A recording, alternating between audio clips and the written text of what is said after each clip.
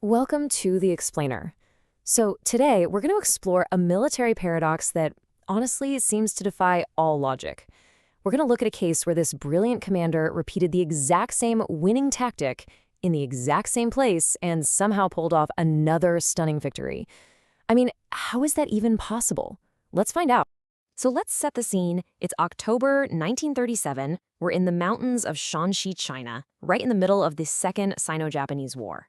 And Marshal Liu Bocheng, a truly brilliant strategist, is about to spring a trap on the invading Japanese forces. You couldn't have asked for a better setup. The first battle was just a flawless success. Liu's forces used the high ground perfectly, just raining down fire and grenades on this trapped convoy below. It was a classic picture-perfect ambush that hit the Japanese hard and, more importantly, captured a ton of vital supplies. Okay, so normally what does a commander do? You move on, right? The element of surprise is gone. I mean, the enemy is not going to be foolish enough to walk into the same trap twice. But what happened next? Well, that's what makes this whole story so fascinating. Liu Bocheng does the absolute unthinkable. He orders his troops to set up another ambush in the exact same spot. Now, you have to imagine being one of his commanders. This must have sounded like pure madness. It just seemed to defy all military logic and conventional wisdom. Yeah, this decision just flies in the face of a core principle from Sun Tzu's The Art of War. Victory is not repeated. The idea is really simple. Your enemy isn't stupid. They learn, they adapt. So using the same trick twice is basically a recipe for disaster. This leads to the big question. Why would a master strategist like Liu Bocheng break such a fundamental rule? To really understand his choice, we have to move beyond the battlefield itself.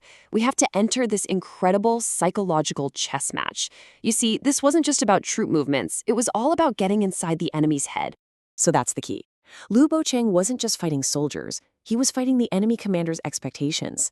And get this, he was banking on their knowledge of the very rules he seemed to be breaking. And this right here reveals the incredible game theory at play. So the Japanese commanders were using simple reverse psychology. They thought, okay, he knows the rule, so he's not going to be there. They figured the path was actually safe now. But Liu, he was playing on a completely different level. He anticipated their reverse psychology, and he went one step deeper. He knew they would think the path was safe precisely because it had just been attacked. And look, his decision wasn't just some clever psychological trick. He also analyzed their strategic needs and their whole mindset. He knew the Japanese were absolutely desperate to get supplies through, and that this canyon, Kyujin-kun, was pretty much their only viable route. He also judged them to be arrogant after a string of victories, and he figured they'd probably just dismiss the first loss and stubbornly push ahead. And so, just 2 days later, the trap was set again.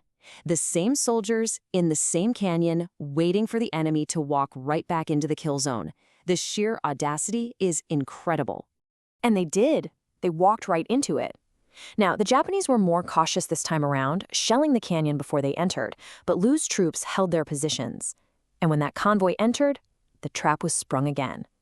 The second ambush was another absolutely resounding success.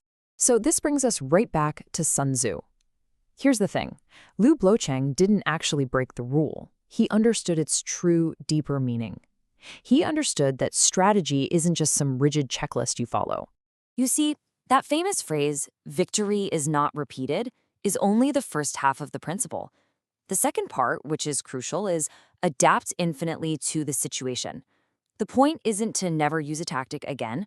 The real point is to never stop adapting to the unique circumstances of every single battle.